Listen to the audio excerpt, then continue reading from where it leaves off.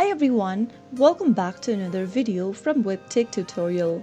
In today's episode, I'm going to be showing you how to log in to your MyWisely bank account online. So let's dive into the video without wasting much of our time. So the first thing to do is to open a preferred web browser. In the URL section, type in mywisely.com and press enter on your keyboard. You will then be able to see yourself in the official website for Wisely. Now simply click on this login button at the top right corner, which will then take you to the sign in page. Go ahead and click on the login button and then enter your correct username and the password associated with your MyWisely account. Start off by typing in your username and then type in your correct password on the next field. If you don't remember your username or your password, click on the Forgot Username or Password link. Follow through the prompts to look for your credentials. After filling in both of your information, click on Login